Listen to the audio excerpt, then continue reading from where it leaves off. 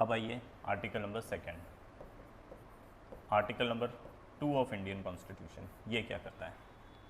Article 2 of Indian constitution parliament को एक power देता है। मतलब ये है, समझिए आर्टिकल नंबर 2 ये किसको, पार्लियामेंट को पावर देता है। दिस इज पार्लियामेंट, ठीक है।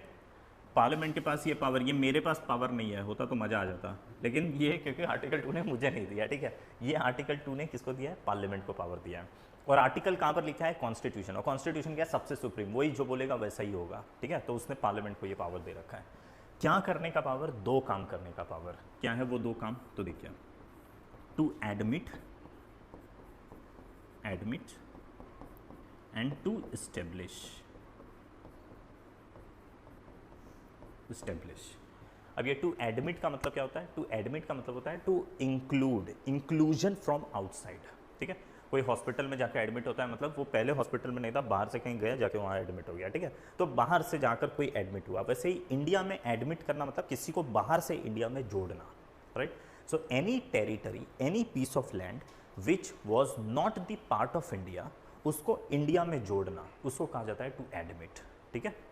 सो टू एडमिट का मतलब हो गया to include in India any territory from outside, any, या सीधा लिखता हूँ ना, to include any foreign territory in India, खत्म। या इंक्लूड सभी अच्छा, to incorporate, to incorporate any foreign territory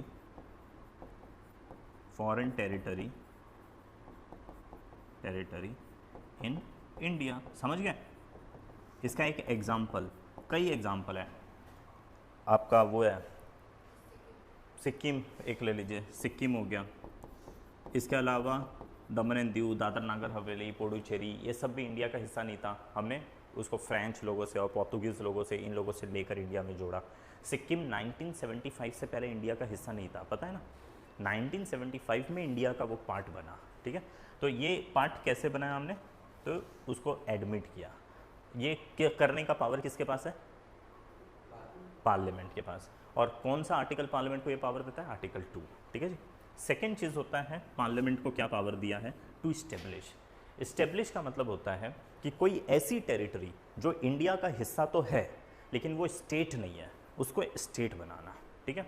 तो मतलब फॉर एग्जांपल कोई यूनियन टेरिटरी या किसी भी एक्वायर्ड टेरिटरी को जब आप स्टेट बना देते हैं तो उसको कहा जाता है टू एस्टेब्लिश, ठीक है। तो किसी भी यूनियन टेरिटरी को स्टेट बनाने का पावर किसके पास है? पार्लियामेंट के पास। किसी भी एक्वायर्ड टेरिटरी को स्टेट बनाने का पावर किसके पास है? पार्लियामेंट के पास। और इसी को कहा जाता है टू एस्टेब्लिश, ठीक है। This is article 2। Article 2 grants the power to the parliament to admit any foreign territory into India and to establish any state. To establish any state करके, एनी स्टेट मतलब सिंपल सा मतलब है कि किसी union territory को state बनाना या टू किसी भी एक्वायर्ड टेरिटरी को स्टेट बनाना। The power lies with parliament, ठीक है। लेकिन इसी आर्टिकल 2 ने कहा, यहाँ पर एक ऐसा करके मार्क दे दिया, इसका मतलब होता है terms and condition. Terms and condition decide करेगा पार्लियामेंट।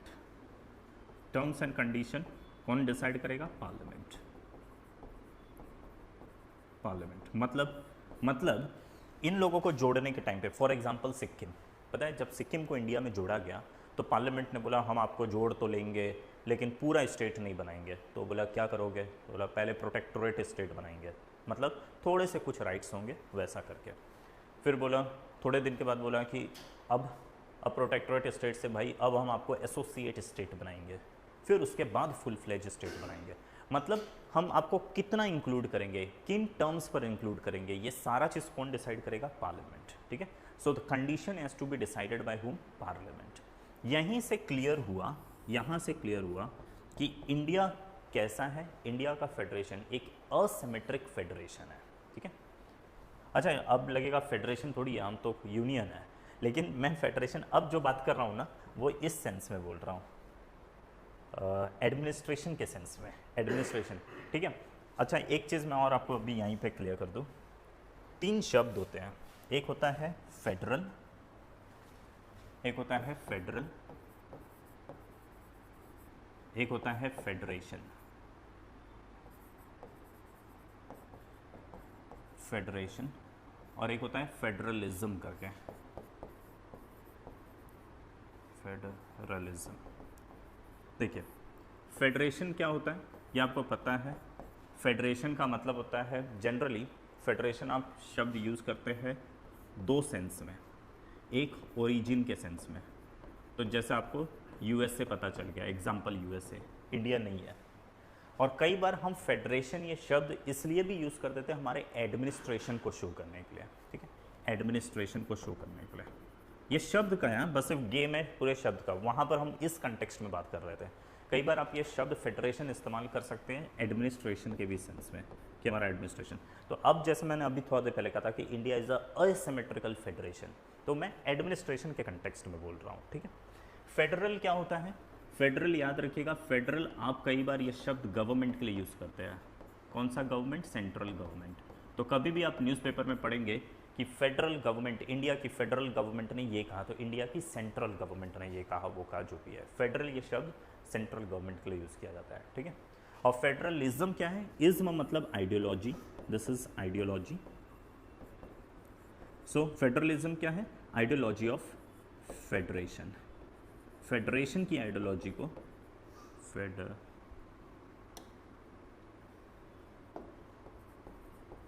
फेडरेशन की आइडियोलॉजी को क्या कहा जाता है? फेडरलिज्म, ठीक है जी। तो कई बार अगर हम फेडरेशन ये शब्द इन जनरल समझने के लिए बोलेंगे तो उसका हमेशा मतलब समझिएगा कि ये हम इस कंटेक्स्ट में बात कर रहे हैं। अदरवाइज एक नोट रख लीजिए कि इंडियन कॉन्स्टिट्यूशन में कहीं पर भी,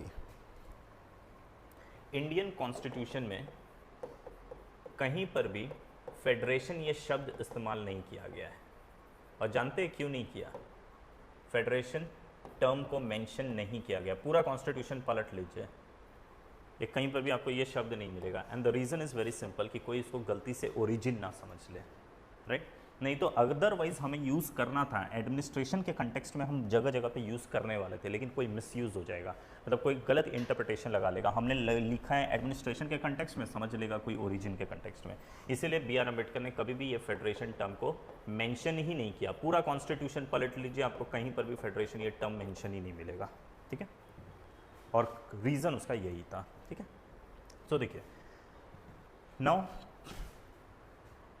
अभी मैंने कहा कि किसी को भी अलग अलग टर्म्स पे, टर्म्स एंड कंडीशन, मैं आप सभी लोगों को अपने ग्रुप में जोड़ूंगा, राइट, लेकिन सबको अपने अपने टर्म्स पर, राइट। तो आपको बोल दूंगा कि आपको जोड़ने वाला हूँ, लेकिन XYZ वर्क आपको करके लाना पड़ेगा तो ही जोड़ूंगा।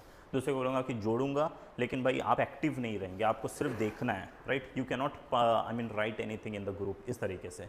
तो मतलब सबको मैंने अलग अलग टर्म्स से जोड़ा। तो इसका मतलब वैसे ग्रुप को या वैसे रिलेशन को कहा जाता है एसिमेट्रिक। सिमेट्रिक का मतलब होता है ऑल आर इक्वल, सबको इक्वल रूल राइट्स दिया हूँ, सबको इक्वल जैसा ट्रीट कर रहा हूँ, उसको सिमेट्रिक कहा जाता है। एसिमेट्रिक का मतलब होता है सबको अलग अलग तरीके से डील कर सकता हूँ। तो इंडियन फेडरेशन को याद रखिएगा, वो एसिमेट्रिकल है, asymmetrical federation, right. While America symmetrical federation है। अमेरिका में सभी स्टेट्स लोगों के साथ एक ही जैसा व्यवहार किया जाता है। अगर 10 MP आएंगे तो सब जगह से 10 ही MP आएंगे। उसी तरीके का मतलब एक कॉन्सेप्ट है कि every states are treated equally. But India में हर स्टेट्स को इक्वल ट्रीट नहीं किया जाता है।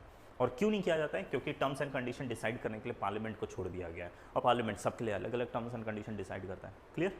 Done. So with this we are done with article number 2 as well, ये भी खत्म। फिर आते हैं आर्टिकल नंबर 3 पर। Now what is article 3?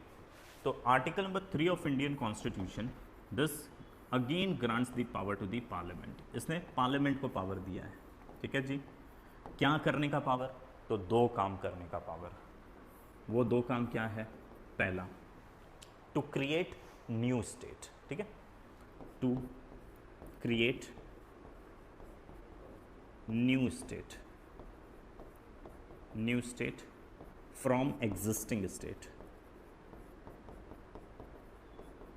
Existing state, किसी भी एग्जिस्टिंग स्टेट में से न्यू स्टेट बनाने का पावर। अब ये कैसे हो सकता है? How this can be done? तो इसके 4 अलग तरीके हैं। पहला, समझिए एक कोई स्टेट था, दिस इज द स्टेट, ठीक है।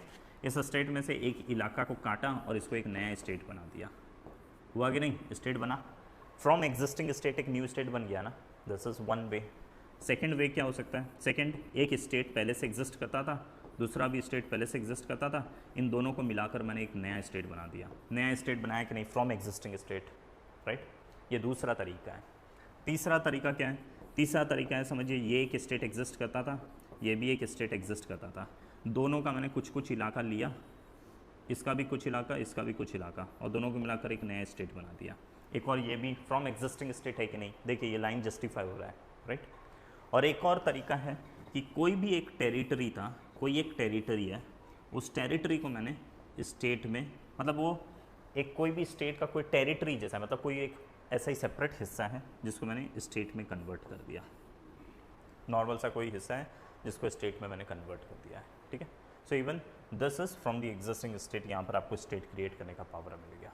सो दीज आर द वे, ये आपको लाइन दिया रहेगा to create new state from the existing state, ये शब्द है आर्टिकल नंबर 3 का, ठीक है। देन नेक्स्ट पावर है, पार्लियामेंट को पावर दिया है टू अल्टर, अल्टर मतलब चेंज करना, टू अल्टर व्हाट, नेम, किसी भी स्टेट का नाम चेंज करना, एरिया, किसी भी स्टेट का एरिया चेंज करना, या बाउंड्री, किसी भी स्टेट की बाउंड्री को चेंज करना ऑफ एनी स्टेट, स्टेट या यूटी भी मान लीजिए, किसी यूटी का भी इसमें आ जाता है, right. To change the name, area and boundary of any state, basically ये स्टेट मेंशन करता है बट यूटी के लिए भी सेम ही चीज़ होता है, ठीक है। So article number 3 of Indian constitution grants the power to the parliament to create new state from the existing state या to alter name, area and boundary of any existing state. Clear जी, ये UPSC में पूछा हुआ question है, ऐसा है, who has the power to create the new state from the existing state, तो आंसर है पार्लियामेंट। और किसने पावर दिया, आर्टिकल 3 ने, ठीक है। अब पता है, अगर मैं किसी को बोलूँगा कि भाई XYZ काम कर दो, एक मजदूर को बोला कि जा भाई वहाँ पर एक खड्डा खोद दिया, तो वो जो भी उसका इंस्ट्रूमेंट है वो लेकर जाएगा और उसी से हवा फासन जो कुछ भी होगा वो सब मार मार के वहाँ पे खड्डा खोदेगा, ठीक है। तो कोई भी काम करने का तरीका क्या है, तो आपको मैंने कहा कि आपके पास ये पावर है कि आप XYZ काम कर सकते हैं, तो वो करेंगे कैसे, करने का कुछ तरीका तो होगा। तो पार्लियामेंट के भी पास ये पावर तो है कि स्टेट को ऐड कर लेगा, लेकिन कैसे, सभी MP लोग आएंगे सदन में, खड़े होंगे, आँख बंद करेंगे और बोलेंगे परमात्मा को याद करते हुए उस एरिया को इंडिया में जोड़ लिया और एरिया जुड़ गया, ऐसा होगा नहीं। तरीका कुछ है, कुछ तो तरीका होगा जिससे पार्लियामेंट जोड़ेगा, तो वो तरीका है बिल पास। आपको एक बिल लाना होगा, बिल पास होगा तो मान लिया जाएगा कि वो पास हो गया, मतलब वो काम हो गया, ठीक है। फॉर एग्जाम्पल मैनेजमेंट ने डिसाइड किया कि ये क्लासरूम है, ये क्लासरूम वाले लोग डिसाइड करेंगे कि नेक्स्ट वीक हमें पिकनिक जाना है या नहीं जाना है, ठीक है। ये डिसाइड करने की अथॉरिटी क्लासरूम के सभी मेंबर्स लोगों के पास है। अब क्लासरूम ये डिसाइड कैसे करेगा, बहुमत लाना पड़ेगा ना। मैं एक प्रपोजल पेश करूंगा, मैं बोलूँगा कि भाई मैं एक प्रपोजल पेश कर रहा हूँ जिसमें लिखा हुआ है कि कल हम पिकनिक जाएंगे। अब जितने भी लोग फेवर करते हैं यस बोलिए, जो फेवर नहीं करते नो बोलिए। यस बोलने वाले लोग ज़्यादा है तो हम बोलेंगे कि इस हाउस ने पास कर दिया, राइट, तो वो काम हो जाएगा। अब चलो अब पिकनिक का पैकिंग करते हैं। और अगर समझिए नो बोलने वाले लोगों का क्राउड ज़्यादा है तो कहा जाएगा इस हाउस ने फेल कर दिया, तो पिकनिक नहीं जाना है, राइट। तो कोई भी सदन किसी भी बिल के ऊपर डिसाइड कैसे करती है, तो एक बिल लाया जाता है और बिल अगर पास हो गया तो वो काम होगा, बिल अगर पास नहीं हुआ तो वो काम नहीं होगा, गॉट इट। तो वैसा ही पार्लियामेंट के पास पावर है किसी भी एरिया को ऐड करने का, किसी भी नया स्टेट को क्रिएट करने का, फलाना डिगराना ये सब चीज़ करने का। तो ये किया कैसे जाएगा, तो एक बिल लाया जाएगा और बिल जैसे पास होगा तो ही होगा, ठीक है। तो अब हमें देखना है कि वो बिल पास कैसे होता है, what is the procedure for the passage of bill, ठीक है। एक तरीके से हम पूरा क्लास को ही रिपीट कर रहे हैं, है ना, लेकिन खैर कोई नहीं, रिवीजन ही एक तरीके से हो जाएगा, चलेगा। देखिए नाउ आर्टिकल नंबर 2 में एंड आर्टिकल नंबर 3 में वी ऑल नो पावर किसके पास है, power lies with parliament, right. Article 1 और आर्टिकल 2 का ये जो वर्क है ये वर्क करने का पावर किसके पास है? पार्लियामेंट। पार्लियामेंट ये वर्क करेगी कैसे? तो पार्लियामेंट को एक बिल पास करना होता है, बिल जब ये पास कर देंगे तो वो काम हो जाएगा, ठीक है। अब ये बिल कैसे आएगा वो देखिए, पूरा सिस्टमैटिक तरीके से देखते हैं। सबसे पहले आपकी केंद्र सरकार, सेंट्रल गवर्नमेंट, ये एक बिल बनाएंगे। मतलब सबसे पहले वहाँ से वो बैठकर एक प्रपोजल लिखेंगे, कंप्यूटर में टाइप करके, वो सर जो वहाँ बैठे हैं वो वहाँ से लिखेंगे कि कल का डेट 27, कल 27 है ना, 27 अक्टूबर को अमित IAS के सभी स्टूडेंट्स लोग they will be going for a picnic, right. This is the proposal, एक शीट के ऊपर लिख कर उन्होंने वहाँ से सेंड किया, ठीक है। तो वैसा ही एक प्रपोजल बनाया जाएगा, प्रपोजल को ही बिल कहा जाता है, और बिल है ये आर्टिकल नंबर 3 के अकॉर्डिंगली, तो इसको कहा जाएगा bill under article number 3 which is prepared by a central government. Central government ये बिल जैसे बनाकर रेडी कर देगी। ये बिल कहाँ से पास होना है? कहाँ से पास होना है? पार्लियामेंट से, राइट। अच्छा, पार्लियामेंट कंप्राइज ऑफ व्हाट? ये क्वेश्चन यूपीएससी में भी आ चुका है, ये लॉ के भी कई एग्जाम्स में पूछा हुआ है। Article number 79 of Indian constitution में ये मेंशन्ड है कि पार्लियामेंट कंप्राइज, जब भी आप पार्लियामेंट बोलेंगे तो पार्लियामेंट 3 हिस्सों में बटा हुआ है, ये तीनों को मिलाकर पार्लियामेंट होता है। वो 3 क्या है? एक है लोकसभा, एक है राज्यसभा और एक प्रेसिडेंट, ठीक है। तो कभी भी अगर कहा जाएगा कि बिल को पार्लियामेंट से पास होना है, इसका मतलब उसको लोकसभा राज्यसभा से पास होना है और प्रेसिडेंट का साइन ज़रूरत है, तभी वो बिल को, एक बिल आएगा और फिर यहाँ से तीनों जगह से पास होकर वो एक्ट बनता है। कोई भी बिल, कोई भी प्रपोजल को बिल कहा जाता है, ये प्रपोजल है उसको बिल कहा जाता है, और जब प्रपोजल पास हो जाता है फिर वो फाइनल हो जाता है तो उसी को एक्ट बोलते हैं, ठीक है जी। तो जब कभी भी कहा जाएगा कि प्रपोजल को पार्लियामेंट से पास होना है, इसका मतलब it need to be pass from these 3 place, then it becomes the act, ठीक है। तो आर्टिकल नंबर 3 का बिल पास किसको करना है? पार्लियामेंट को करना है, बिकॉज पावर पार्लियामेंट के पास है। तो पार्लियामेंट कंप्राइज ऑफ 3 थिंग। तो अब सेंट्रल गवर्नमेंट ये तीनों लोगों से पास करवाने का काम करेगी। कैसे? तो सबसे पहले सेंट्रल गवर्नमेंट ये जो बिल बनाती है अंडर आर्टिकल नंबर 2, इसको भेजती है। अच्छा, एक ये ले लीजिए, आर्टिकल 3 क्या था? क्रिएशन ऑफ इस new state from existing state. Article 3 में वही लिखा हुआ है ना, creation of new state from existing state, correct है।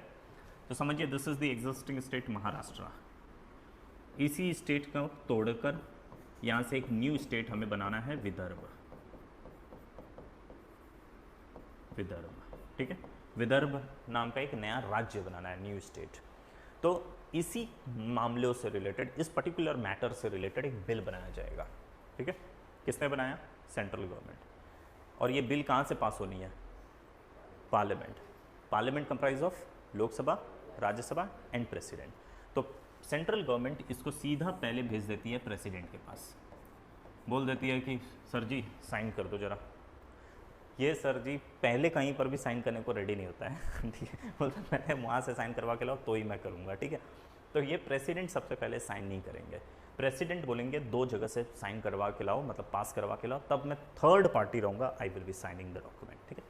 लेकिन ये पूरा प्रोसेस स्टार्ट होने से पहले प्रेसिडेंट इस पूरे बिल को भेज देते हैं उस स्टेट लेजिस्लेचर के पास जो स्टेट टूटने वाला है। मतलब महाराष्ट्र तोड़ा जाएगा ना, तो महाराष्ट्र की state legislature, Maharashtra state legislature Vidhan Sabha के पास भेजते हैं इस बिल को, right. This is first, this is second step. First step, central government will prepare the bill, ठीक है। या वो भी छोड़िए, आज करंट का कोई भी एग्जाम्पल ले लीजिए, ये भी तो करंट का ही एग्जाम्पल ही है। करंट का एग्जाम्पल है महाराष्ट्र। अब ये करंट का रियल एग्जाम्पल है, ये फेकम फाक वाला चीज़ नहीं है कि ऐसा मजाक में बोल रहा हूँ, ये रियल एग्जाम्पल है कि करंट में महाराष्ट्र का एक इलाका which is Vidarbha region, right.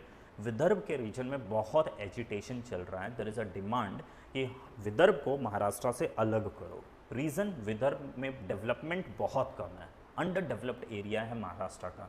तो जो विदर्भ के पॉलिटिशियंस लोग हैं और पीपल लोग हैं, दे आर सेइंग कि महाराष्ट्र की गवर्नमेंट इनकैपेबल है हमारे यहाँ डेवलपमेंट करने के लिए, इसलिए हमें महाराष्ट्र से अलग करो, हमारी खुद की राज्य होगी, हमारा खुद का सरकार होगा, तो हम अपना डेवलपमेंट खुद करेंगे, ठीक है। सेम प्रॉब्लम है गुजरात में। आपको पता है गुजरात का जो सदर्न इलाका है, नीचे का इलाका, उसको कहा जाता है सौराष्ट्र, ठीक है। पूरे गुजरात में सौराष्ट्र सबसे अंडर डेवलप्ड रीजन है, और यही कारण है कि जो सौराष्ट्र के जो लीडर्स लोग हैं वहाँ के लीडर्स और आम जनता they continuously make a demand कि सौराष्ट्र को गुजरात से अलग कर दो, सौराष्ट्र को एक अलग स्टेट, सेपरेट इंडिपेंडेंट स्टेट बनाओ, और वो स्टेट जो होगी वो अब उसकी खुद की स्टेट गवर्नमेंट होगी, चीफ मिनिस्टर होगा, then we will look after the development of Saurashtra, हम अपना डेवलपमेंट करेंगे। ठीक है, तो ये रियल सिचुएशन है, ये रियल है, ये रियल है। ठीक है, रियल में ऐसा हो रहा है। तो मोदी गवर्नमेंट ने क्या किया, इमेजिन करिए एक बिल बनाया, इन्होंने ये बिल बनाकर सेंटर, ये बिल किससे रिलेटेड है, creation of new state from existing state, है ना। This particular bill they will forward it to the president. President क्या करेंगे, पूरा प्रोसेस स्टार्ट होने से पहले ही will first forward it to the state legislature, जो टूटने वाला स्टेट है, महाराष्ट्र की स्टेट लेजिस्लेचर, और बोलते हैं कि भाई मैं आपको कुछ टाइम दे रहा हूँ। टाइम डिसाइड करते हैं प्रेसिडेंट, टाइम डिसाइड कौन करता है, प्रेसिडेंट। ठीक है जी, प्रेसिडेंट साहब डिसाइड करेंगे कि कितना टाइम, फॉर एग्जांपल 2 महीना, 1 महीना, 3 महीना, कोई भी टाइम वो दे सकते हैं। ये उसको फॉरवर्ड कर देंगे और कहते हैं कि इतने टाइम के अंदर आप मुझे अपना सजेशन दो, आप अपना ओपिनियन दो। क्या ओपिनियन, कि इसमें लिखा हुआ है कि महाराष्ट्र यहाँ से टूटेगा, तो are you okay with this, या आप चाहते हो कि यहाँ से टूटे, या आप चाहते हो यहाँ से टूटे, कैसा, कहाँ से इसका बाइफर्केशन होना चाहिए। अगर आपके पास कुछ सजेशन है तो आप सजेशन दो। प्लस इसमें लिखा हुआ है कि महाराष्ट्र का रिसोर्स, महाराष्ट्र के पास 70 रहेगा, इसके पास 30% पैसा चले जाएगा रिसोर्स। तो do you agree with this, कि आप चाहते हो नहीं यहाँ पर 75 रहे, यहाँ पर जाए 25, या यहाँ पर 60 रहे, यहाँ पर जाए 40, क्या आप चाहते हो। Is there any suggestion that you have, if you have any suggestion you can give that particular suggestion to us. ठीक है जी, तो सजेशन के लिए प्रेसिडेंट स्टेट लेजिस्लेचर के पास बिल को सेंड करते हैं। अब स्टेट लेजिस्लेचर का काम होता है, थर्ड स्टेप ये, कि अगर आपके पास कोई सजेशन है तो वो सजेशन आप गिवन टाइम पीरियड में दे दो। सजेशन बोलिए या ओपिनियन बोलिए, आप गिवन टाइम पीरियड में ये ओपिनियन या सजेशन प्रेसिडेंट को दो, सेंड करो। ठीक है, अगर आपके पास कोई सजेशन नहीं है तो बोल दो नहीं है, ठीक है ना, तो फिर वो वापस बिल उसके पास चले जाएगा। या फिर अदर थिंग है कि अगर टाइम लैप्स हो जाएगा तो टाइम लैप्स होने के बाद वापस से बिल प्रेसिडेंट के पास चले ही जाता है। ठीक है, अगर चाहे तो प्रेसिडेंट टाइम को एक्सटेंड भी कर सकते हैं, तो मैं टाइम में प्लस लिख देता हूँ, इसका मतलब कि अगर प्रेसिडेंट चाहे तो टाइम को बढ़ा भी सकते हैं। ठीक है जी, नाउ प्रेसिडेंट ने जब बिल महाराष्ट्र की स्टेट लेजिस्लेचर के पास फॉरवर्ड किया, उस समय कहा कि अगर आपके पास कोई सजेशन है तो आप हमें सजेशन दो। क्या प्रेसिडेंट ये पूछ रहे हैं कि आप ये बोलो कि टूटना चाहिए कि नहीं टूटना चाहिए। आपसे हम ये नहीं, आपका कंसेंट नहीं मांग रहे, आपकी हामी नहीं मांग रहे कि आप बोल दोगे कि नहीं टूटना चाहिए, नहीं बाइफर्केशन होना चाहिए तो बाइफर्केशन नहीं होगा, वैसा नहीं। हम मान रहे हैं कि ये बाइफर्केशन तो होगा, आपका कंसेंट मिल चुका है, बस सिर्फ आप सजेशन दो कि ज़्यादा टूटना चाहिए, कम टूटना चाहिए, ऐसा टूटना तो पक्की ही है, तो उसको कहा जाता है कंसेंट। कंसेंट माना जाता है कि ऑलरेडी मिल चुका है। We are not asking for the consent, consent is considered to be received, we are just asking for your opinion, suggestion. ठीक है, अगर ये सजेशन दिया भी ना तो ये बाइंडिंग नहीं होता है कि ये सजेशन माना जाएगा। आप बस सिर्फ सजेशन दो, हम ये कान से सुन के ये कान से निकाल देंगे। ठीक है जी, आपकी मर्जी, देना है तो दो, नहीं देना है मत दो, लेकिन ये बाइंडिंग नहीं होता है सेंट्रल गवर्नमेंट या प्रेसिडेंट के ऊपर। ठीक है, ये सिर्फ एक एडवाइजरी है। Clear? Now finally the bill is back with the president. Okay, अब प्रेसिडेंट क्या करेंगे, now president will recommend the minister, Modi सरकार के किसी मंत्री को बुलाएंगे और कहते हैं कि भाई ये बिल लेकर जाओ और लोकसभा राज्यसभा से पास करवाओ, क्योंकि मैंने वहाँ से सजेशन जो भी लेना था ले लिया, अब ये सजेशन का कॉपी लगाओ और देखो अगर आपको मानना है तो मानो, नहीं मानना है मत मानो, जो भी है, बाकी ये वाला बिल लेकर जाओ and get it pass from the two house of the parliament. ठीक है, so what president is doing, he will recommend, he recommends, right, recommends किसको, टू द गवर्नमेंट, रेकमेंड किसको करते हैं, to ministers, to minister, right. अब recommend जब इन्होंने किया कि इस बिल को जाकर पास करवाओ, इसका मतलब इस बिल को प्रेजेंट कौन करेगा, हमेशा और हमेशा मिनिस्टर, प्रेजेंट बाय मिनिस्टर। देखिए मैं इसको एक सिंपल तरीके से एक बार बताता हूँ। सी, अभी हमारी president, who is the president of India, Draupadi Murmu, है ना। महाराष्ट्र, आप रियल सिचुएशन को इमेजिन करते चलिए, महाराष्ट्र में कंटिन्यूस एजिटेशन हो रहा है, तोड़फोड़ हो रहा है, इमेजिन करिए वहाँ पर एजिटेशन हो रहा है कि विदर्भ को अलग करो, विदर्भ को अलग करो। तो अब इसके ऊपर काम करने का राइट किसके पास है? मोदी सरकार ने क्या किया, इमीडिएटली एक बिल बना दिया कि चलो भाई अलग ही कर ही देते हैं। तो वो बिल का कॉपी बनाया है, उसको पार्लियामेंट से पास करवाना है, लोकसभा, राज्यसभा और प्रेसिडेंट से। तो मोदी गवर्नमेंट ने ये बिल का कॉपी प्रेसिडेंट द्रौपदी मुर्मू जी को दे दिया और कहा कि प्रेसिडेंट मैडम आप इसको साइन कर दो और बाकी के 2 हाउस से भी हम पास करवाएंगे। तो फिर ये जैसे पास हो जाएगा तो कहा जाएगा the bill has been pass from the president from the parliament, hence Maharashtra को तोड़कर एक नया स्टेट बन जाएगा। बस सिर्फ 3 जगह से पास करवाना है। तो जैसे द्रौपदी मुर्मू जी के पास वो बिल का कॉपी आया, उन्होंने क्या कहा कि नहीं, मैं इसको साइन अभी नहीं करूँगी, I will be the last person to sign this document, first get it pass from the Lok Sabha and the Rajya Sabha. वहाँ से जब पास होकर आएगा, मोदी जी को बोल रहे हैं कि वहाँ से जब पास होकर आएगा तो ही मैं साइन करूँगी। लेकिन द्रौपदी मुर्मू जी अब क्या करेगी, बोलेगी कि एक काम करो, लोकसभा राज्यसभा में बाद में लेकर जाना, हम एक काम करते पहले महाराष्ट्र से भी पूछ लेते कि तुम्हारा क्या सजेशन है। तो उन्होंने ये कॉपी मोदी जी को देने से पहले महाराष्ट्र के पास भेज दिया और बोला कि ये महाराष्ट्र तेरा कोई सजेशन है तो हमें सजेशन दो, और कहा कि 2 महीने का टाइम दे रही हो। तो इस 2 मंथ के अंदर में if Maharashtra has any suggestion to give they will give, if they don't have the suggestion तो नहीं देगा। अगर महाराष्ट्र बोलेगा मैम 1 महीना और बढ़ा दो, तो द्रौपदी मुर्मू उसको 1 महीना और बढ़ा भी सकती है। ठीक है, अब जैसे 2 महीना 3 महीना खत्म हो गया, बिल का कॉपी वापस से प्रेसिडेंट के पास आ गया है। ठीक है, अब प्रेसिडेंट बोलती है मोदी जी से कि मोदी जी एक काम करिए, मैं रेकमेंड कर रही हूँ कि ये बिल का कॉपी आप दोनों हाउस से पास करवा कर लेके आइए, फिर उसके बाद मैं साइन करूँगी। ठीक है, तो ये उन्होंने रेकमेंड किया मिनिस्टर को, क्या बोला, जाके उसे 2 हाउस ऑफ पार्लियामेंट से पास करवाइए। तो अब मिनिस्टर क्या करेगा, उस बिल की कॉपी को लेकर जाएगा और प्रेजेंट करेगा in either of the house, either in Lok Sabha या फिर इन राज्यसभा, किसी भी हाउस में वो इस बिल को लेकर जा सकता है। ठीक है, क्योंकि इस बिल को प्रेजेंट किसने किया, लोकसभा या राज्यसभा में, मंत्री ने। तो जब कभी भी कोई बिल मंत्री द्वारा बाय मिनिस्टर अगर प्रेजेंट किया जाता है तो उसको कहा जाता है government bill, hence we call it government bill. Always remember, bill under article 2, bill under article 3 is a government bill. क्यों, क्योंकि it is introduced by a minister. और मिनिस्टर से क्यों, क्योंकि प्रेसिडेंट ने रेकमेंड किया है। अगर आपको कहीं पर भी ये शब्द दिखेगा on the recommendation of the president, इसका मतलब है मंत्री ने उस बिल को प्रेजेंट किया है। और जब कभी भी मंत्री किसी बिल को प्रेजेंट करता है, उस बिल को कहा जाता है गवर्नमेंट बिल। ठीक है, अब मंत्री जी इस बिल को लोकसभा में भी लेकर जा सकते हैं या राज्यसभा, कहीं पर भी लेकर जा सकते हैं। समझिए उन्होंने लोकसभा में प्रेजेंट किया, लोकसभा में पेश किया जाएगा, पूरा लोकसभा का भीड़ बैठा हुआ है, बिल लाया, बोले भाई दोज हु फेवर से yes, those who are against से नो, राइट, डिस्कशन के बाद में तो सब येस और नो जो बोलना है बोलो। उसको पास किया जाएगा सिंपल मेजॉरिटी से। सिंपल मेजॉरिटी का मतलब 50% ऑफ लोगों ने अगर येस बोल दिया है तो पास माना जाता है। ठीक है, the moment it is pass from Lok Sabha, the bill is now taken to another house, that is Rajya Sabha. Rajya Sabha भी इसको सिंपल मेजॉरिटी से पास करती है। ठीक है, वंस ये राज्यसभा से पास हो गया, या फिर पहले समझिए राज्यसभा में पेश किया था तो फिर राज्यसभा से सिंपल मेजॉरिटी, फिर लोकसभा, किसी भी हाउस में पेश किया जा सकता है, किसी में भी पहले पास करवाएंगे बाद में दूसरे जगह पे। ठीक है, अगर इमेजिन करिए कि दोनों जगह से पास नहीं होता है फॉर सम रीजन, एक हाउस ने पास किया दूसरा हाउस पास नहीं किया, even this can be a situation. अगर if this is the situation, in that case there is no provision of joint sitting, no joint sitting.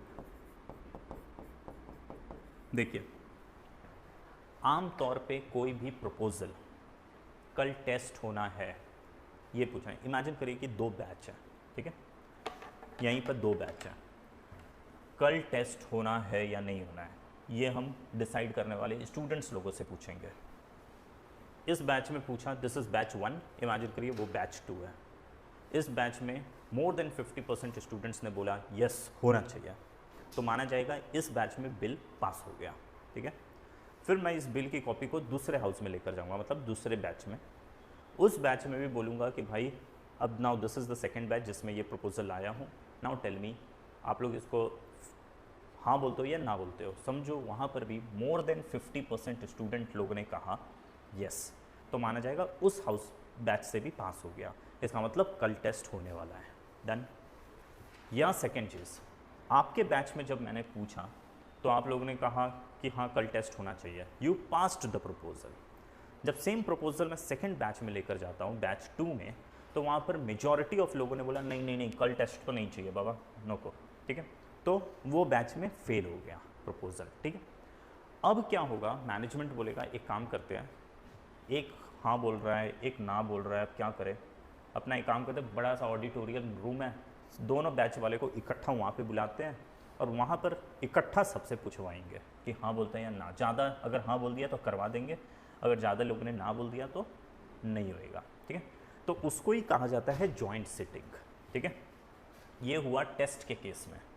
लेकिन ऐसा ही पिकनिक का भी डिसाइड करना था या पार्टी का डिसाइड करना था कि पार्टी होना चाहिए कि नहीं। तो फर्स्ट क्लास ने बोला yes, more than 50% said yes. जब सेकेंड क्लास में गया तो वहाँ पर मोर देन 50% स्टूडेंट्स लोग ने कहा नो, ठीक है। तो क्या अब पार्टी के भी केस में हम वहाँ पर ऑडिटोरियम में बैठेंगे? तो मैनेजमेंट बोला ना, पार्टी वार्टी के चक्कर में उस वैसा वाला कॉन्सेप्ट नहीं रखेंगे, सिर्फ टेस्ट, होमवर्क, ऐसा सारा चीज़ अगर डिसाइड करना है। एक बैच ने कहा येस, एक बैच ने कहा no, then we will have that auditorium जहाँ पर सबको इकट्ठा बुलाएंगे। और मतलब आप उसको ना रियल टाइम प्रैक्टिकल सेंस में समझते चलिए, this is the common thing. ऐसे ही तो डील किया जाता है, एक मैनेजमेंट ऐसे ही डील कर सकता है। तो किसी मुद्दा में हमने ऑडिटोरियम में बुलाया, whereas there are some of the topics जिस केस में वो ऑडिटोरियम में आने वाने का कोई कॉन्सेप्ट नहीं था। ऑडिटोरियम में जब दोनों हाउस इकट्ठा बैठ रहा था उसी को जॉइंट सिटिंग कहते हैं, that is what joint sitting. तो एक टॉपिक के लिए जॉइंट सिटिंग था, दूसरे टॉपिक के लिए नहीं था। वैसे ही इंडियन पार्लियामेंट में भी डिफरेंट टाइप्स ऑफ बिल्स है, ordinary bill, money bill, financial bill, constitution amendment bill.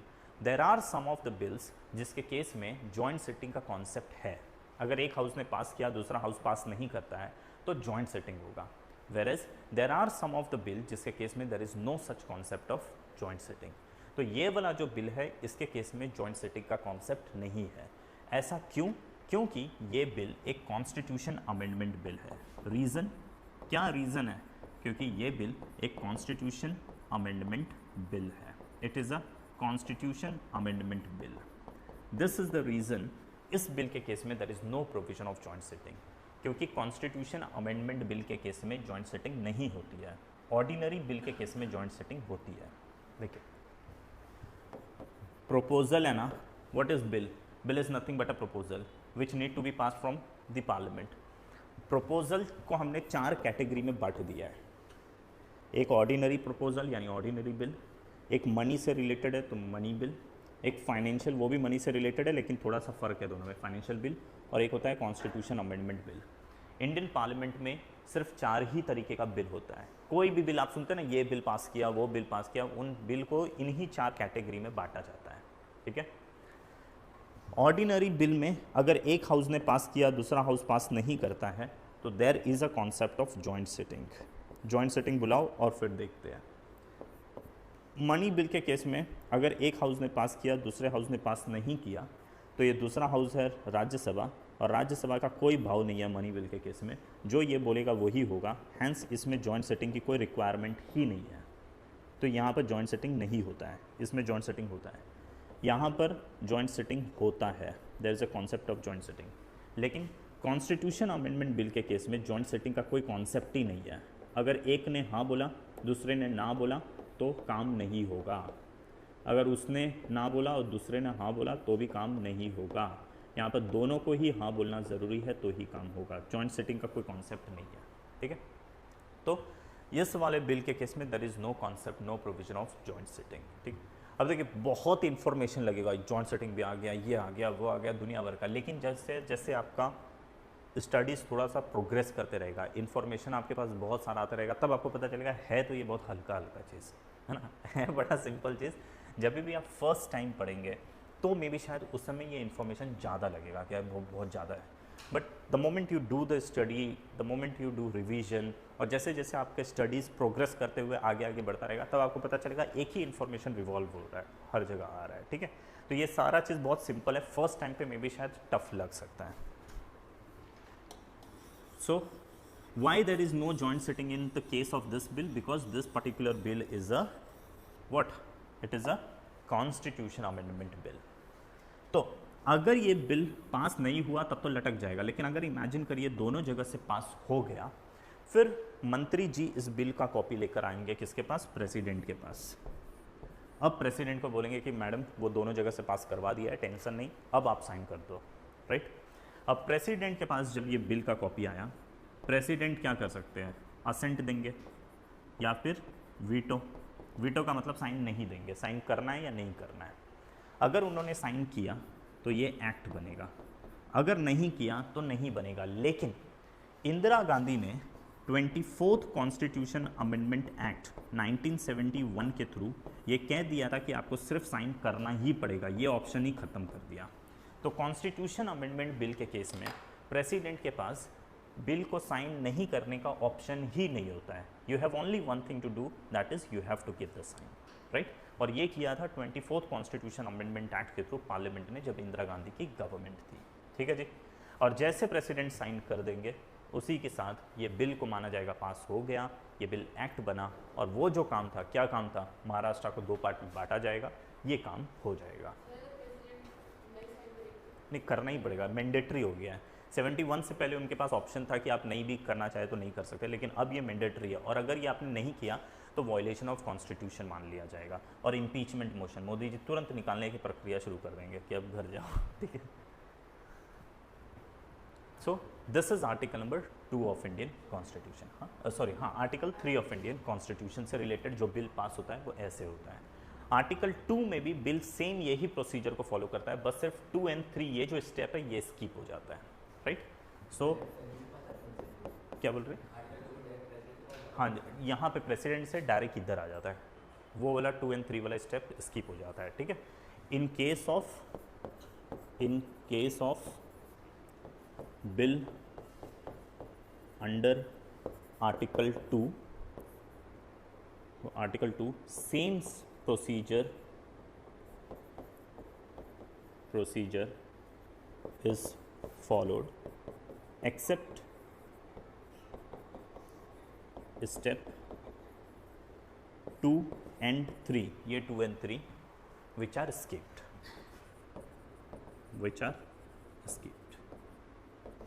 इसको हम स्किप कर लेते हैं, ठीक है जी। In case of bill under article number 2, ठीक है जी।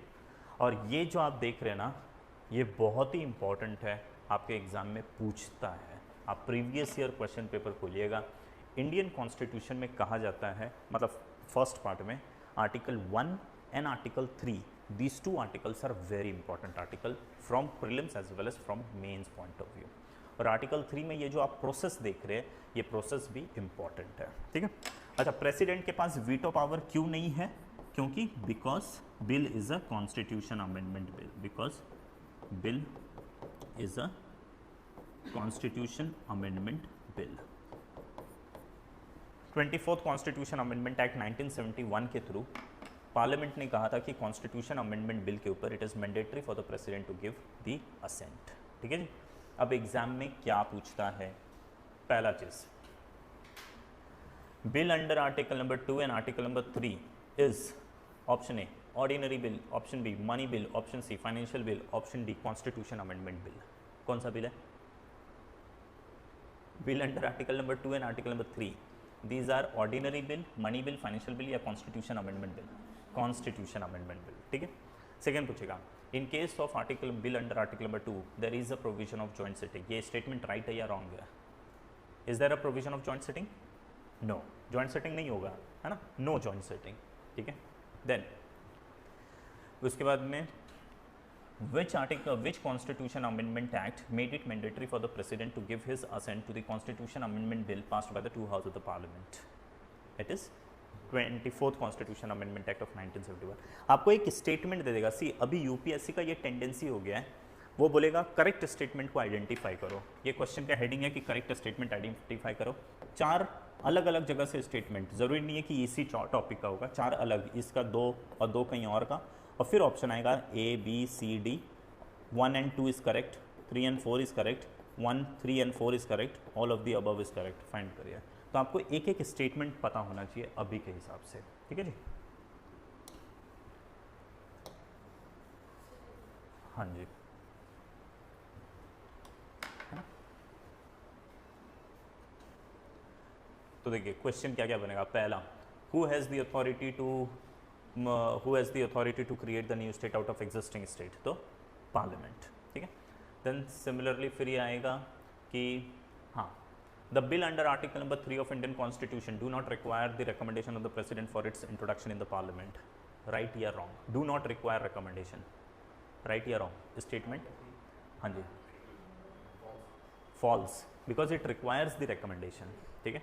फिर आएगा bill under article number 3 can be a private member bill.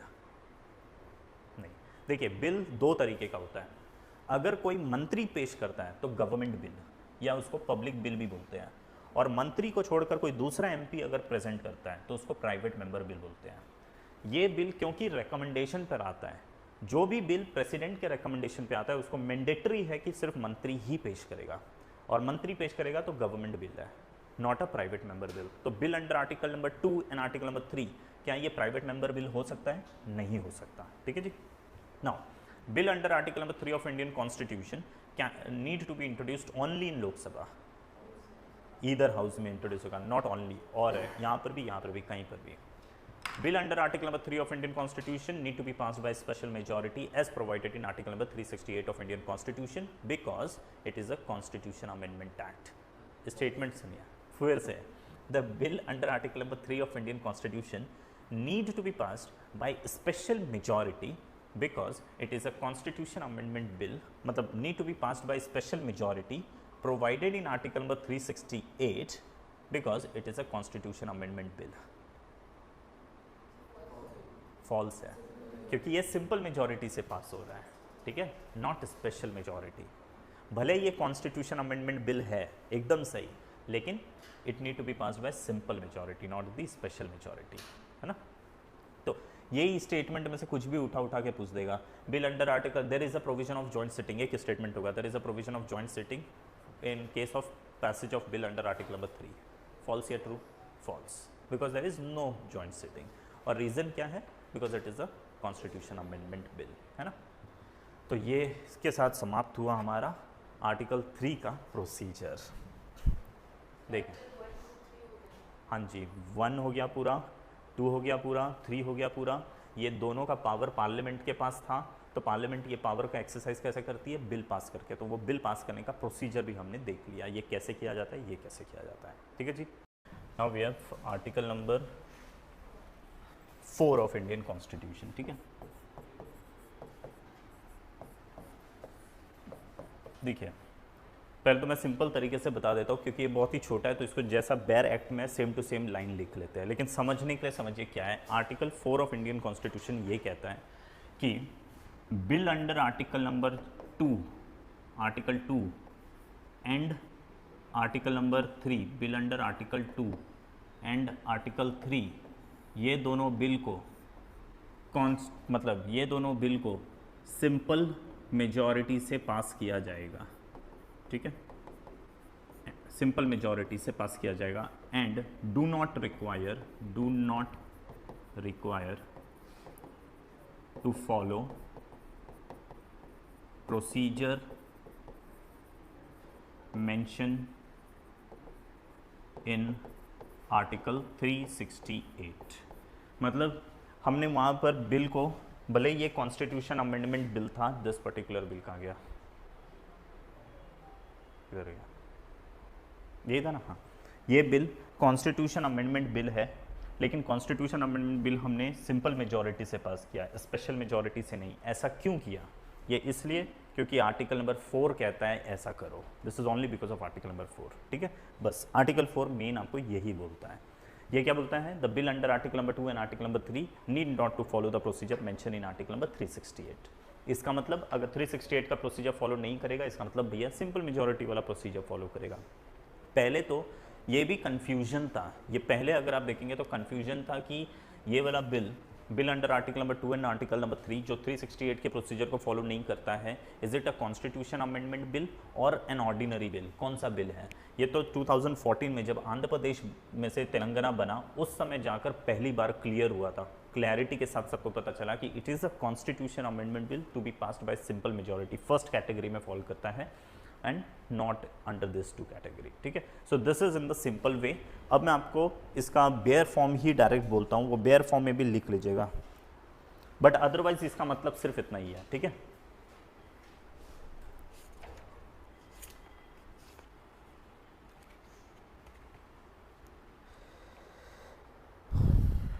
Bear form में बहुत बड़ा लिखेंगे नहीं, एकदम चलिए शॉर्ट में लिख देते हैं। आर्टिकल 4 लिखिए आगे, law made under article number 2 and 3। Article 4 में अब सामने एरो मार के लिख लीजिए, आर्टिकल 4 में क्या लिखा हुआ है। लिखा है law made under article 2 and article 3। Article 2 and article 3 for the amendment of first and fourth schedule, for the amendment of first and fourth schedule, and supplemental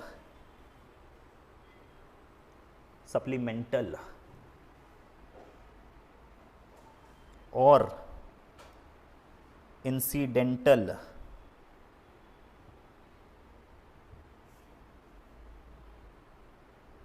और क्या कॉमा मारिएगा, और क्या मतलब कॉमा लिख दीजिए, बेयर फॉर्म में comma है। Supplemental comma incidental and consequential, CONSEQUENTIAL, consequential, ठीक है। Matters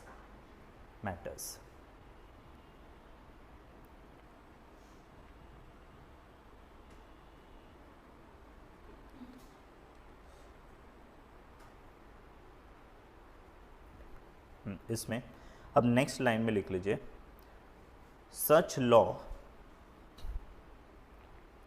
shall be deemed, such law shall be deemed, shall be deemed, DEEMED, deemed to be an amendment, to this constitution,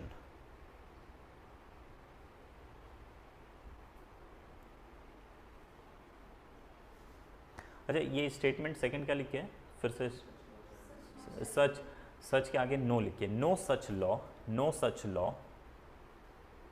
law shall be deemed to be an amendment to this constitution for the purpose of article 368, ठीक है, of article 368, ठीक है।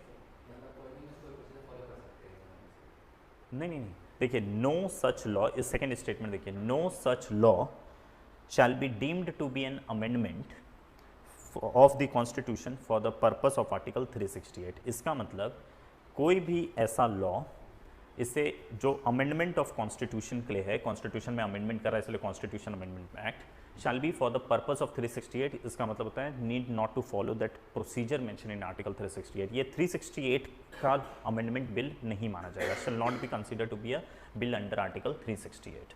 इसीलिए वो आगे no लिखा हुआ है, वो नो को अगर हटा देंगे ना तो फिर 368 वाला माना जाएगा, अगर नो लिखेंगे तो फिर 368 वाला नहीं है।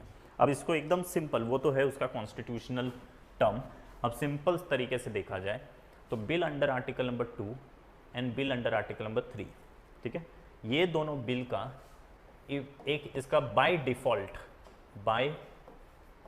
डिफ़ॉल्ट इसका एक इफेक्ट है।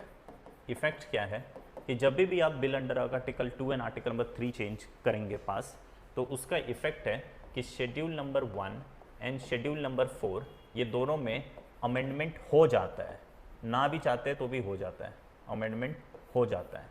hence this bill, because it is causing an amendment to the constitution, it is a constitution amendment bill but need not to follow the procedure mentioned in article 368, ठीक है। देखिए, जब भी पार्लियामेंट आर्टिकल 2 वाला bill pass करेगी, ठीक है, तो आर्टिकल 3 लिखते हैं, आर्टिकल 3 वाला बिल पास करेगी, तो ये बिल पास करने का इम्पैक्ट क्या होता है, schedule 1 and schedule 4 of Indian constitution में चेंजेस हो जाता है, और बिकॉज चेंजेस शेड्यूल में हो रहा है इसका मतलब है कि अमेंडमेंट हो रहा है, और हैंस क्योंकि इस बिल के थ्रू इसमें अमेंडमेंट हो रहा है, hence this is a constitution amendment bill. ठीक है, समझ रहे हैं? देखिए एक बिल है, this is under article number 3। ठीक है, ये बिल कौन पास करेगा? पार्लियामेंट पास करेगी। ठीक है, पार्लियामेंट पास करेगी। पार्लियामेंट इस बिल को कैसे पास करेगी? एक ऑर्डिनरी बिल के जैसे पास करेगी, ऑर्डिनरी बिल जैसा समझ के पास करेगी, या कॉन्स्टिट्यूशन अमेंडमेंट बिल समझ के पास करेगी? तो आर्टिकल नंबर 4 कहता है क्योंकि इस बिल के पास होने की वजह से ये बिल को जैसे पास किया जाएगा तो इसका असर क्या होगा, इसका इम्पैक्ट क्या होगा? इसका एक बाय डिफ़ॉल्ट इम्पैक्ट है कि schedule number 1 and schedule number 4 of Indian constitution में चेंजेस हो जाता है। ये अपने आप आपको नहीं करना है, लेकिन फिर भी चेंजेस हो जाता है। कैसे होता है आपको समझ में आ जाएगा थोड़ी देर में। क्योंकि इस बिल के वजह से वहाँ पर चेंजेस हो रहा है, तो आप बोलिए ये ऑर्डिनरी है या कॉन्स्टिट्यूशन? कॉन्स्टिट्यूशन अमेंडमेंट बिल, ना कि ऑर्डिनरी, क्योंकि इससे ये हो रहा है ना, तो it is a constitution amendment bill. लेकिन आर्टिकल 4 बोलता है कि भले ये कॉन्स्टिट्यूशन अमेंडमेंट बिल है, आपको 368 आर्टिकल 368 में जो प्रोसीजर मेंशन्ड है, प्रोसीजर मतलब जो स्पेशल मेजॉरिटी का प्रोसीजर उसने लिखा हुआ है, इसको फॉलो करने की कोई रिक्वायरमेंट नहीं है। आप यहाँ पर सिर्फ एक सिंपल मेजॉरिटी को फॉलो करना, जो वो फर्स्ट वाला टाइप का है। ठीक है, ये कौन कहता है? This is said bye article number 4 of Indian constitution, वो ये सब बोलता है। समझ रहे? देखिए आर्टिकल 3 एग्जाम्पल, महाराष्ट्र में से तोड़कर नया स्टेट विदर्भ बनाना है। ठीक है, इससे रिलेटेड था। शेड्यूल 1 में सभी स्टेट्स लोगों के नाम लिखे हुए हैं। अगर समझिए इस बिल के थ्रू हम नया स्टेट विदर्भ बनाएंगे तो शेड्यूल 1 में आपको लिखना पड़ेगा कि नहीं, नया स्टेट, है ना? इसमें सारे स्टेट्स लोगों के नेम लिखे हुए हैं, जितने भी स्टेट्स हैं ना देश के, वो सभी का नाम लिखा हुआ है। तो बताइए ये वाला बिल जो महाराष्ट्र को तोड़कर एक नया चीज़ विदर्भ बनाने की बात कर रहा है, अगर ये बिल पास होता है तो इसमें आपको विदर्भ लिखना पड़ेगा कि नहीं? लिखना पड़ेगा ना। तो शेड्यूल 1 में चेंज हो रहा है कि नहीं? हो रहा है ना। बाय डिफॉल्ट आप नहीं भी चाहते थे तो भी आपने क्योंकि नया स्टेट बनाया, then you have to mention here, है ना। देन शेड्यूल नंबर 4 में क्या है? तो सभी स्टेट्स का कितना सीट है, number of seats in Rajya Sabha, ये सब लिखा हुआ है। अब आप नया स्टेट बनाएंगे तो राज्यसभा में उसको भी तो सीट देना पड़ेगा ना। तो यहाँ पर इस शेड्यूल नंबर 4 में विदर्भ लिखकर सीट लिखेंगे ना, 3 सीट है, ऐसा लिखना पड़ेगा। You have to mention this in schedule number 4। तो इस बिल के पास होने की वजह से शेड्यूल 1 और शेड्यूल 4 में चेंजेस हो रहा है कि नहीं? हो रहा है। ठीक है, hence this bill is not an ordinary bill but a constitution amendment bill. ठीक है, अब कॉन्स्टिट्यूशन अमेंडमेंट बिल को आमतौर पे तो 368 का प्रोसीजर फॉलो करना पड़ता, लेकिन हम 368 के प्रोसीजर को फॉलो नहीं करते, we follow the simple majority. क्यों? बिकॉज आर्टिकल 4 में क्लियरली मेंशन है, नो नीड टू फॉलो 368 का प्रोसीजर इसके लिए। ठीक है जी, this is what article number 4 of Indian constitution says, है ना। बस इतना समझ गए? डन। अब आते हैं, आगे बढ़ते हैं। So we are done with article 4। Article 4 में आपको बस सिर्फ इतना ही पढ़ना है, खत्म, राइट। अब आइए आगे। अब एक चीज़ होता है that is called seeding of territory. हमने 4 आर्टिकल पढ़ लिया, अब उन 4 आर्टिकल से रिलेटेड एक छोटा सा इंफॉर्मेशन है, and that is called seeding of territories. Of territory, ये क्या होता है भाई? टेरिटरीज या टेरिटरी लिखते हैं। What is this ceding of territory? See, acquisition, admit करना, किसी टेरिटरी को इंडिया में जोड़ना, राइट। लेकिन इस 2 और 3 में कहीं पर भी हमने ये नहीं पढ़ा कि इंडिया के किसी टेरिटरी को बाहर भेज देना, इंडिया से अलग कर देना। वो कैसे होगा? वो आर्टिकल 1 में, पार्ट 1 में कहीं पर भी लिखा नहीं है, लेकिन ये हमें अलग से पढ़ना होता है। ठीक है, यहाँ आपको 3 चीज़ पढ़ना है। एक होता है दैट इज़ कॉल्ड एक्सचेंज, एक होता है सीडिंग। हम 3 लोगों के पॉइंट ऑफ व्यू से पढ़ते हैं। One is from the point of view of state, normal state, example Maharashtra, Punjab, इन लोगों की बात कर रहे हैं। ठीक है, दूसरा हम पढ़ेंगे from the point of view of central government, और तीसरा हम पढ़ेंगे from the point of view of parliament. ठीक है, अब आप मुझे बताइए, क्या किसी राज्यों के पास, किसी राज्य के पास, यानी महाराष्ट्र, पंजाब, जम्मू कश्मीर जैसे ऐसे लोग जो है, इन लोगों के पास ये राइट है कि वो इंडिया छोड़कर बाहर निकल सकते हैं? महाराष्ट्र खुद ही से एक बिल पास कर देगा और बोलेगा कल से हम महाराष्ट्र इंडिया का हिस्सा नहीं है, ऐसा क्या महाराष्ट्र खुद से कर सकता है? नहीं कर सकता। ठीक है, तो याद रखिएगा, स्टेट के पास नो राइट टू सीड, मतलब छोड़ के जाने वाने का कोई ऐसा इसके पास राइट नहीं है, मतलब या फिर सीड के जगह पे लिख लीजिए लीव इंडिया, इंडिया को छोड़ने का इसके पास कोई राइट नहीं है। क्या आप बता सकते हैं ऐसा क्यों? आज ही हमने डिस्कस किया था, यूनियन ऑफ स्टेट, है ना, because India is a union of state, because India is a union of state, absolutely, ठीक है जी, खत्म। मतलब कोई स्टेट नहीं जा सकता, इसलिए पंजाब बोलता है हमको अलग होना है, अलग होना है, वो जा ही नहीं पा रहा है, ठीक है ना। वहाँ पर अलग तरीके से वो पुलिस जाएगी, मारेगी, कुछ भी करेगी, लेकिन खालिस्तान अलग नहीं होने वाला सिस्टम नहीं है ना। Now talking about central government, क्या सेंट्रल गवर्नमेंट इंडिया के किसी भी पार्ट को इंडिया से अलग कर सकता है? सेंट्रल गवर्नमेंट मतलब I am talking about Modi government, ठीक है। तो याद रखिएगा कर सकता है, लेकिन कैसे? तो exchange, only exchange, can do only exchange. Only exchange का मतलब क्या होता है? मतलब इंडिया का कोई टेरिटरी किसी को हमने दिया और उतना ही टेरिटरी हमें किसी से लेना भी पड़ेगा। फॉर एग्जांपल पाकिस्तान बोल रहा है कि हमें पीओके चाहिए, हमें पीओके चाहिए, तो इंडिया बोलेगा मोदी गवर्नमेंट को किसी से परमिशन लेने की जरूरत नहीं है, पार्लियामेंट से कोई बिल पास नहीं करना है। मोदी गवर्नमेंट ऐसा बोल सकती है कि ठीक है पीओके तुम ले लो और उतना ही इलाके का बलूचिस्तान हमको दे दो। दिस इज कॉल्ड एक्सचेंज, ठीक है। हम किसी भी कंट्री के साथ एक्सचेंज कर सकते हैं। चाइना को बोल देंगे अस्काई चीन तुम ले लो और तुम्हारा चाइना का कुछ इलाका हमको दे दो, ठीक है, तिब्बत वाला इलाका पूरा हमको दे दो। तो this is called exchange. Modi government को कोई बिल पास करने की जरूरत नहीं है, मोदी जी एक ऑर्डर इशू करेंगे और इस तरीके का एक्सचेंज कर सकते हैं। याद रखिएगा एक्सचेंज में हम जितना एरिया उसको देंगे कम से कम उतना एरिया हमको लेना पड़ेगा, कम से कम उतना, उससे ज़्यादा आप एरिया ले सकते हैं लेकिन कम एरिया नहीं ले सकते, ठीक है। सो अगर this is India and this is other country, other state, कोई भी अदर स्टेट है या अदर कंट्री समझिए, अगर हमने उसको 1 किलोमीटर का कोई 1 स्क्वायर किलोमीटर का 1 स्क्वायर किलोमीटर का कोई एरिया दिया, 1 स्क्वायर किलोमीटर ऐसे ही तो लिखेंगे, ठीक है जी, 1 स्क्वायर किलोमीटर का कोई एरिया दिया, तो हमें उससे रिटर्न में जो एरिया लेना पड़ेगा 1 और 1 प्लस स्क्वायर किलोमीटर, एक या एक से ज़्यादा, कम आप कभी नहीं ले सकते। अगर कम आपने लिया तो उसको एक्सचेंज नहीं माना जाता है, ठीक है। This can be done by the central government, ठीक। अब होता है कि आप अपना एरिया देंगे, रिटर्न में कुछ भी नहीं ले रहे हैं, इसको कहा जाता है देना, बांट दिया। या फिर आपने अपना एरिया दिया और कम एरिया लिया, उसको भी कहा जाता है दे देना, ठीक है।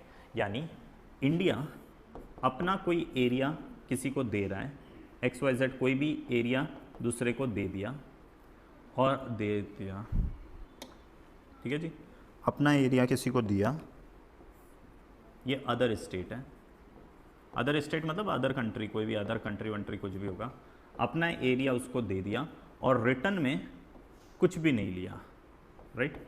या फिर और लेस एरिया लिया है, लेस एरिया को हमने रिटर्न में लिया है, ठीक है। तो this is not called exchange, this will be called as ceding of territory, ये सीडिंग कहा जाता है, राइट। मतलब आप गिव अप कर देते हैं, ठीक है। ये करने का पावर किसके पास है? तो ये सुप्रीम कोर्ट के पास मामला पहुंचा, बेरूबरी यूनियन केस, ठीक है। ये मैटर, ये वाला चीज़ कब पहुंचा सुप्रीम कोर्ट के पास? 1960 में ये मैटर पहुंचा। केस का नाम है Berubari union versus union of state of west Bengal case, versus state of west Bengal case, state of west Bengal case. इस केस में सुप्रीम कोर्ट ने कहा कि article number 2, article number 3, these articles do not give power to parliament, do not give power to parliament, give power to parliament to power to parliament for ceding of territory, for ceding of territory, seeding मतलब अपना territory किसी को give up करने का power. Article 2 article 3 ये power देता है क्या? आर्टिकल 2 में तो सिर्फ लेने का लिखा है, 2 और 3 में कहीं नहीं है। तो फिर दिया कैसे जाएगा और कौन देगा? तो इस केस में सुप्रीम कोर्ट ने कहा for this purpose Parliament need to pass constitution amendment bill under article 368। 368 के तहत आपको एक बिल पास करना पड़ेगा, और 368 में भी जो 2 कैटेगरी है ना, वो पहला वाला जिसमें स्टेट की रिक्वायरमेंट नहीं है वो वाला, उसके तहत एक बिल पास करना पड़ेगा। जब बिल पास होगा तो ही आप कोई एरिया किसी को दे सकते हैं। यानी ये करने का पावर किसके पास लाई करता है? पार्लियामेंट। पावर है पार्लियामेंट के पास, ठीक है। क्या ऐसा कभी भी हमने किया है? तो हाँ जी, 2 बार किया है पास्ट में। जैसे example, we have 9th constitution amendment act of 1960। इसी एक्ट के थ्रू बेरूबरी यूनियन नाम का एक एरिया था इन इंडिया, वेस्ट बंगाल में, वो हमने पाकिस्तान को दिया। उस समय का पाकिस्तान मतलब आज के वेस्ट बांग्लादेश को, ठीक है। तो Berubari union was given to the then Pakistan, उस समय के पाकिस्तान को, then पाकिस्तान, ठीक है। क्योंकि बेरूबरी यूनियन केस में ही सुप्रीम कोर्ट ने कहा था कि भैया ऐसे ना दे सकते, अगर देना है तो एक कॉन्स्टिट्यूशन अमेंडमेंट बिल पास करना पड़ेगा। तो इन लोग ने एक बिल पास कर दिया, that is 9th constitution amendment bill of 1960। और इसी के साथ हमने बेरूबरी यूनियन वाला एक एरिया था वो उस समय के पाकिस्तान यानी आज के बांग्लादेश को दे दिया, ठीक है जी। देन सेकंड, दूसरा किया 2005 में। 2005 में, ये अब दूसरा लिख रहा हूँ, ये इसका नहीं है, ये उसी का दूसरा एग्जाम्पल है। दूसरा हमने किया था 100th कॉन्स्टिट्यूशन अमेंडमेंट एक्ट के थ्रू इन द ईयर 2015, जब मोदी जी सरकार में आए थे। और ये था लैंड बॉर्डर जो हमने बांग्लादेश के साथ सेटलमेंट किया है, ठीक है। यहाँ पर some of the area was given to Bangladesh whereas some of the area was taken, लेकिन हमने दिया ज़्यादा और लिया कम, है ना। इसके लिए इसको बोलते हैं India Bangladesh land border settlement. India Bangladesh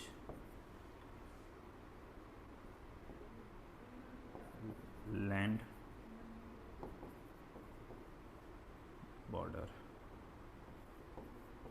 border settlement. ये बेसिकली और कुछ नहीं, एनक्लेव्स का एक्सचेंज हुआ था, मतलब कुछ गांव का एनक्लेव्स एक्सचेंज किए गए थे।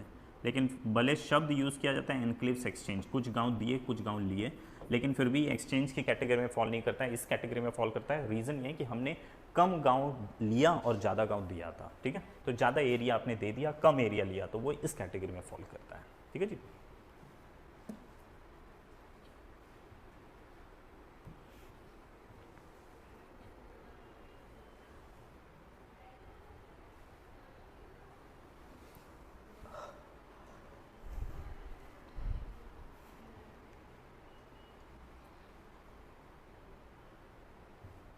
करेक्ट ना? डन? हाँ जी।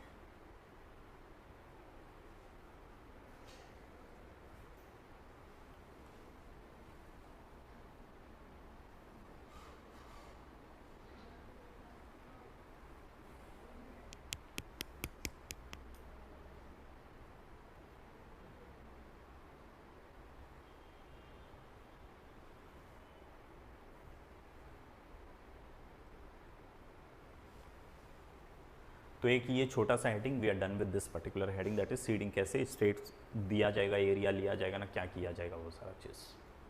सो exchange is done by the central government, ceding is done by the parliament, और स्टेट के पास तो सीड करने का कोई पावर ही नहीं है, मतलब वो एरिया छोड़कर नहीं जा सकता, ठीक है। हाँ, स्पेशल मेजॉरिटी की रिक्वायरमेंट होगी, वो फर्स्ट वाला कैटेगरी। 368 में 2 था ना, एक जिसमें स्टेट की ज़रूरत है, एक में स्टेट की ज़रूरत नहीं है। तो जिसमें स्टेट की ज़रूरत नहीं है, नहीं ना, ये वाला, एक सेकेंड ना, ये वाला, ठीक है।